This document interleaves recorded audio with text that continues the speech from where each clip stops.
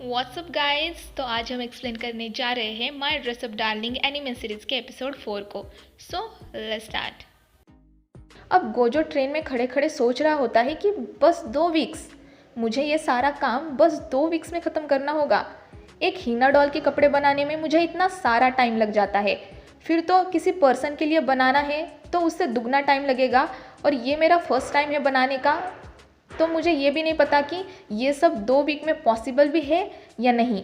Gojo बहुत डरने लगता है और मन ही मन में सोच रहा होता है कि अगर मैं ड्रेस टाइम पे नहीं बना पाया तो कीतागावा बहुत हर्ट हो जाएगी और मुझसे डिसअपॉइंटेड भी।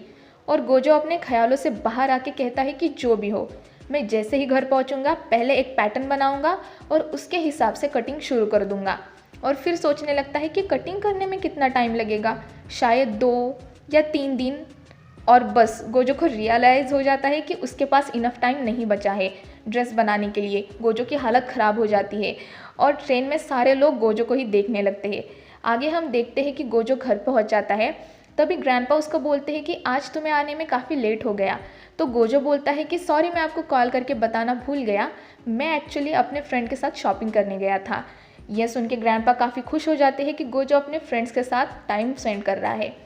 तभी गोजो की शॉपिंग बैग गिर जाती है और उसमें से स्टॉकिंग गिर जाते हैं। लवली लेग स्टॉकिंग, जिसको देख ग्रैंडपा सीढ़ियों पे गिर ही जाते हैं। फिर गोजो उन्हें हॉस्पिटल ले जाता है और फॉर्चुनेटली उनको ज़्यादा चोट नहीं आई थी। फिर गोजो की कज़न हॉस्पिटल में आती है और ग्रैंडपा को अपने साथ चलने को कहती है, क्योंकि डॉक्टर ने उन्हें 2 वीक्स तक बेड रेस्ट करने को बोली थी।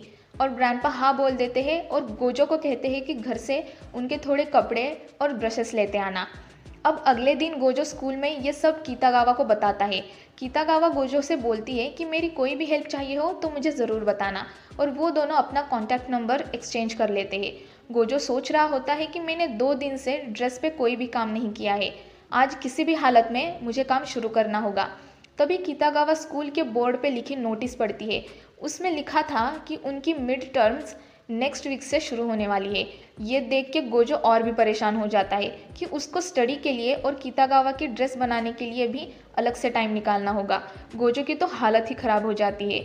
अब नेक्स्ट सीन में हम देखते हैं कि गोजो अपनी शॉप में होता है और तभी उसको एक कॉल आती है। कोई कस्टमर होते हैं जिन्हें गोजो की शॉप पे एज अ टूर विज़िट करनी होती है। गोजो पूछता है कि आप कब विज़िट करना चाहोगे, तो उस पर उनका रिप्लाई ये होता है कि कल। अब गोजो उनको बताता है कि अब शॉप सैटरडे तक बंद रहेगी। तो वो कस्टमर गोजो को बताती है कि उनका फ्रेंड फ्रांस से आया है, उसको हीना डॉल्स बहुत पसंद है और वो परसों वापस रिटर्न जाने वाला है। अब ये सब सुन के गोजो उनको कल के लिए हाँ बोल देता है। अब तो जैसे गोजो को कुछ समझ ही नहीं आ रहा था, वो इतना पैनिक हो जाता है कि उसको समझ ही नहीं आता कि वो ये सारी चीज़ें एक साथ कैसे मैनेज करेगा। फिर भी हम देखते हैं कि गोजो पढ़ाई कर रहा होता है और फिर अपने कज़न के घर पे भी जाता है। अगले दिन कस्टमर्स को अच्छे से हैंडल भी करता है और रात में ड्रेस बनाने में लग जाता है। फिर अगले दिन हम क्लासरूम में देखते हैं कि गोजो ड्रेस बनाने के बारे में ही प्लान बना रहा होता है। क्लास ख़त्म होते ही वो घर के लिए भाग जाता है। कीतागावा को समझ नहीं आ रहा था कि गोजो ऐसी हरकतें क्यों कर रहा है। वो सोचती है कि शायद टेस्ट ख़त्म होने की वजह से गोजो अपने ग्रैंडपा के पास चला गया होगा, और सोच रही होती है कि गोजो एकदम ठीक हो। लेकिन हम देखते हैं कि गोजो के घर में सारी चीज़ें बिखरी हुई होती है, जैसे बहुत दिनों से किसी ने सफाई नहीं की हो। और गोजो बिस्तर पे लेटे लेटे सोच रहा होता है कि मेरा सर बहुत पेन कर रहा है और मुझे लगता है कि मैं बीमार पड़ने वाला हूँ। मेरा किसी भी चीज़ पे फोकस नहीं हो रहा। अभी तक कीतागावा की ड्रेस भी नहीं बनी, वो कितनी एक्साइटेड है। कीतागावा बहुत दुखी हो जाएगी। गोजो ये सब सोच रहा होता है कि उसकी नज़र वहाँ पे पड़े ब्रशेस पे जाती है और उसको याद आता है कि ग्रैंडपा जब हॉस्पिटल में थे तब उन्होंने घर से ब्रशेस मंगवाए थे। और गोजो को अपने बचपन की ग्रैंडपा की एक बात याद आ जाती है। जब ग्रैंडपा ट्रिप पे जाते हुए भी उनके ब्रशेस साथ लेके जाते थे। उनका कहना था कि अगर वो एक दिन भी अपने हाथ ना चलाए, मतलब प्रैक्टिस ना करे, तो उतना नुकसान भरने के लिए उनके और 3 दिन लग जाएंगे। गोजो सोचता है कि मैं तो अभी इन ब्रशेस को सही से यूज़ भी नहीं कर पाता। गोजो काफ़ी डिप्रेस्ड होकर ये सोच रहा होता है कि ये ज़रूरी नहीं है कि जिस चीज़ से आप प्यार करते हो आप उसमें माहिर हो जाओ। इसकी कोई गारंटी नहीं है कि जिस चीज़ में आप हार्डवर्क कर रहे हो आप उसमें सक्सेसफुल होगे ही। गोजो बहुत हर्ट होता है अपने ही थॉट से। वो सोचने लगता है कि मैं ऐसा क्यों हूँ, मैं किसी भी चीज़ में मास्टर नहीं हूँ। गोजो इतना हर्ट हो जाता है कि रोने लगता है। तब उसको फिर अपने बचपन की एक बात याद आ जाती है, जब वो अपने ग्रैंडपा से कहता है कि ये हीना डॉल बनाना कितना मुश्किल है ना ग्रैंडपा, आपको नहीं लगता क्या? जिस पे ग्रैंडपा हंस के जवाब देते हैं कि मुश्किल तो है, लेकिन जब भी मैं कस्टमर्स के चेहरे पे वो खुशी देखता हूँ, मैं और मोटिवेटेड हो जाता हूँ। ग्रैंडपा उसको कस्टमर्स के फ़ोटोज़ दिखाते हैं, वो छोटे छोटे बच्चे और उनके फेस पे हीना डॉल को देख के आई हुई वो स्माइल। हाय, इसका मतलब ये कि अगर आप किसी की खुशी के लिए कोई काम कर रहे हो तो आप कंटिन्यू वो काम कर सकते हैं, चाहे वो कितना भी हार्ड हो। इतना याद आते ही गोजो के आंखों के सामने कीतागावा और उसकी वो स्माइल, वो बातें, उसके साथ बिताया हुआ टाइम सब याद आ जाता है। उसको ये याद आ जाता है कि इस कॉस्प्ले को लेके कीतागावा कितनी एक्साइटेड, कितनी खुश है वो सब।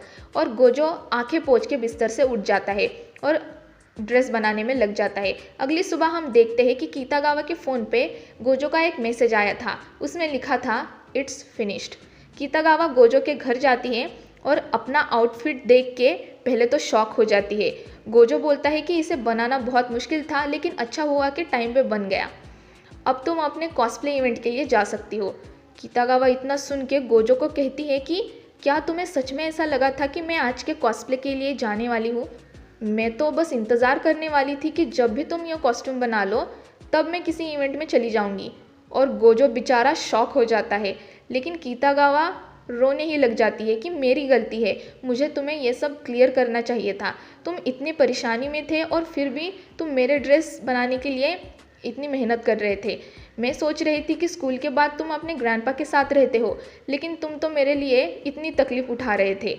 गोजो बोलता है कि मेरी गलती है, ये सब करने से पहले मुझे तुम्हारे साथ डिस्कशन करना चाहिए था।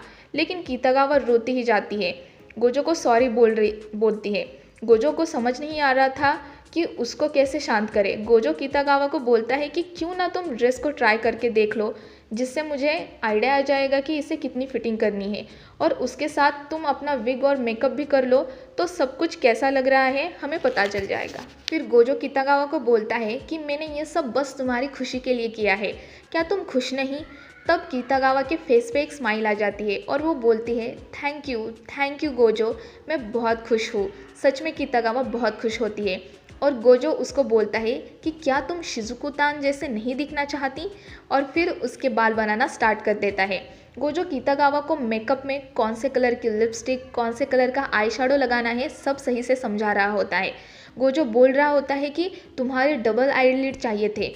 कीतागावा बोलती है कि मेरे पास फॉल्स लैशेस भी है, और गोजो कहता है कि तुम लैशेस साइड से थिक और थोड़े ड्रॉपी रखना, फिर तुम बिल्कुल शिजुको तान जैसी दिखोगी। और मेरे पास भी कुछ फॉल्स लैशेस है, तुम चाहो तो यूज़ कर सकती हो। जिस पे कीतागावा शॉक हो जाती है कि क्या, तुम्हारे पास कैसे, क्या तुम्हारी कोई गर्लफ्रेंड है?